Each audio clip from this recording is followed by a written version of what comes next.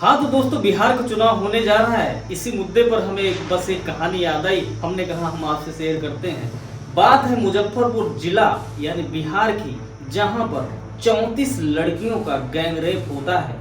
और वो कहानी हम आपको बताने जा रहे हैं। साक्ष्य के तौर पर आप देख सकते हैं तमाम न्यूज चैनल्स, तमाम अखबार जिन्होंने ये जानकारी पब्लिश किया है। बिहार का मुजफ्फरपुर जिला, बात है 6 सितंबर 2018 की, जब सीबीआई इंस्पेक्टर विभा कुमारी एक शेल्टर होम में एक बच्ची से मिलती हैं और उसकी आप बीती सुनती हैं। तो बच्ची से पूछती हैं, डर तो नहीं रही ना? और बच्ची जवाब देती है, मैडम हम नहीं डर रहे हैं। और इस बच्ची ने बताया कि जिस शेल्टर होम में वो रहती है वहाँ का मालिक ब्रजेश ठाकुर उसके साथ में रेप करता है और मना करने पर यानी कि अपोज करने पर चाकू से मारता है और सिगरेट से जलाता है। ये ब्रजेश ठाकुर इतना ज्यादा शौकीन होता है भोजपुरी गानों का कि उन छोटी छोटी बच्चियों को छोटे कपड़े पहनवा कर भोजपुरी गानों पर नाच नचाता है। यही नहीं, ये आप बीती 12 से 13 साल की बच्चियों ने, कई बच्चियों ने सुनाया जैसे कि ये ब्रजेश ठाकुर लेकर जाता था,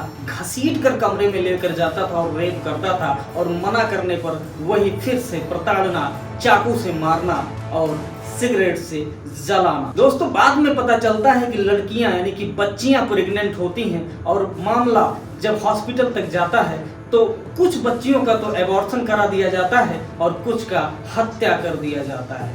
दोस्तों, ये बात है 2016 से 2017 के बीच की, जब Tata institute of social sciences नाम की एक सोशल कंपनी आती है बिहार में, और बिहार में जो समाज कल्याण विभाग के मुख्य सचिव होते हैं डॉक्टर अतुल प्रसाद, और इनसे मिलती है और इनसे सजेशन मांगती है कि हमें सर्वे करना है जितने शेल्टर्स होम पूरे के पूरे राज्य यानी कि बिहार में चल रहे हैं। और तो उन्होंने सजेस्ट किया कि जितने प्राइवेट शेल्टर होम्स चल रहे हैं उसके साथ साथ में हमें गवर्नमेंट शेल्टर होम्स का भी सर्वे करना चाहिए। 110 शेल्टर होम्स का जब सर्वे होता है उसमें पता चलता है कि TISS कंपनी यानी कि जो social sciences of Tata institute की थी, इसने ये पता किया कि जिसमें से 110 में से 15 ऐसे शेल्टर होम्स थे जिनकी हालात बहुत ही क्रिटिकल थे, और उनमें से एक था ये मुजफ्फरपुर जिले का एक ऐसा शेल्टर होम जिसको ब्रजेश ठाकुर चलाता था, और जहां पर ये अंजाम ऐसा हुआ कि 34 लड़कियों का रेप होता था। जब TISS की सर्वे यहाँ इस शेल्टर होम में इन लड़कियां, जहां पर 44 लड़कियां रहती थी, वहां पर आती है और सर्वे करती है, तो पता चलता है कि 44 लड़कियों में से 34 लड़कियों का रेप हुआ था।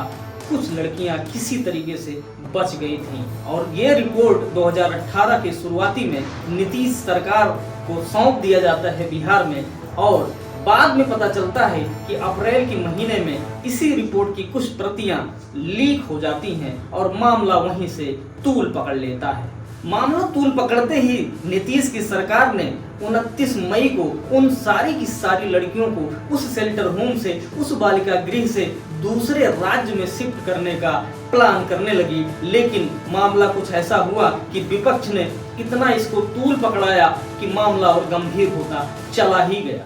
विपक्ष के प्रेशर में आकर आरोपियों के ऊपर यानी कि नीतीश कुमार की सरकार ने 11 लोगों के ऊपर SIT की टीम बिठाकर FIR दर्ज करती है। Rape, gang rape, POCSO act आदि की धाराएं लगती हैं, और 3 जून 2018 को ब्रजेश ठाकुर की हो जाती है गिरफ्तारी। और इसी दौरान 44 की 44 लड़कियां जो शेल्टर होम में रहती थीं, उनमें से सबका मेडिकल टेस्ट हुआ, जिसमें से पाया गया कि 34 लड़कियों के साथ में रेप की पुष्टि हुई और रेप हुआ पाया गया। उसी दौरान के सांसद यानी कि जो पप्पू यादव हैं, उन्होंने ये मामला लोकसभा में उठाया, और उस समय के गृह मंत्री राजनाथ सिंह ने इसके लिए पूरी की पूरी CBI जांच का आदेश दे दिया कि मामला है क्या। CBI जांच होते ही पता चला कि उन बच्चियों को नींद की दवा दी जाती थी और उनका रेप होता था। यहाँ तक कि डॉक्टर्स भी रेप में शामिल थे। यहाँ तक की पुष्टि ये भी हुई कि ब्रजेश ठाकुर ने एक 3 साल की बच्ची के साथ में भी रेप करने का प्रयास किया था, और एक लड़की को पैर से कुचलकर उसका गला दबाया और पानी की टंकी में उसकी लाश फेंक दी थी। इस पूरे घटनाक्रम के बाद यानी कि 3 महीने गुजर जाते हैं, तब नीतीश कुमार से ये सुनने को मिलता है, इतनी तकलीफ में और आत्मग्लानि के हम लोग अब शिकार हो गए। समझ में नहीं आता है कि समाज में कैसी कैसी मानसिकता के लोग। सीबीआई जांच कर रही है कि जो गड़बड़ करने वाला है, जिसने गलत किया है, पाप किया है, उसको हर तरह से कोई बख्शा नहीं। और तो और ब्रजेश ठाकुर को जब पुलिस गिरफ्तार करती है तो उसकी एक तस्वीर आप लोगों के सामने ये जो झलक रही है, उसमें वो मुस्कुराता हुआ नजर आता है। और इसी दौरान जब मीडिया उसकी बेटी से यानी ब्रजेश ठाकुर की बेटी से बात करती है तो ये है उसकी बेटी का बयान। Believe me, मेरे पापा के पास बहुत पैसा है। अगर उन्हें लड़कियां सप्लाई करनी होती तो वो बालिका गृह की लड़कियां नहीं सप्लाई करते। असल में ये ब्रजेश ठाकुर जो जिसके पास में करोड़ों की बनाई हुई संपत्ति थी, ये 2017 और 18 के दौरान चंदेश्वर वर्मा के संपर्क में रहता था। और चंदेश्वर वर्मा मंजू वर्मा की हस्बैंड थे। और मंजू वर्मा उस समय नीतीश सरकार में वो समाज कल्याण मंत्री थी, समाज कल्याण विभाग की वो मंत्री थी। और उनका हस्बैंड जो चंदेश्वर वर्मा था, उनके साथ में जो सीधा संपर्क था ब्रजेश ठाकुर का, उससे इसके कई सरकारी टेंडर भी मिलते थे और ये शेल्टर होम भी चलाता था, जिससे ये करोड़ों की संपत्ति भी बना रखा था। शेल्टर होम का मामला इतना तूल पकड़ता है कि मंजू वर्मा का जो कांटेक्ट यानी उनके हस्बैंड चंदेश्वर वर्मा का कांटेक्ट ब्रजेश ठाकुर के साथ में होता है।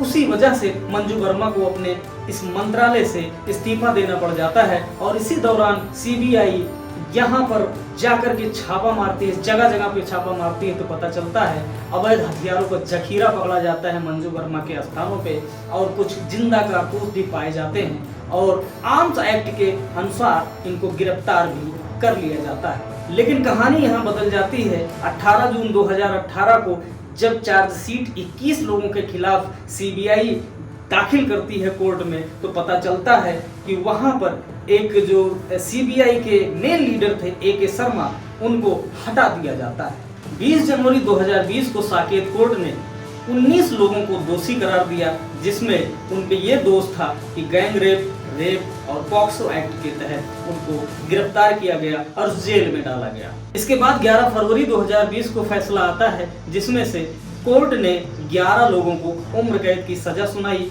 जिसमें से 6 लोगों को ऐसी सजा सुनाई गई कि अंतिम सांस तक ये जेल में ही रहेंगे। मतलब ये बीमार पड़े या बुढ़ापा आए कोई बात नहीं, लेकिन इनको जेल में ही मरना है।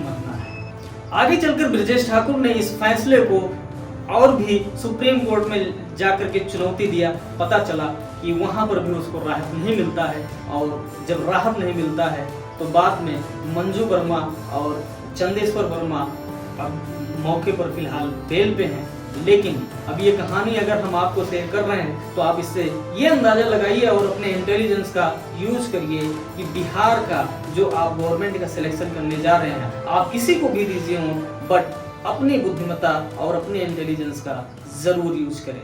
धन्यवाद, नमस्कार।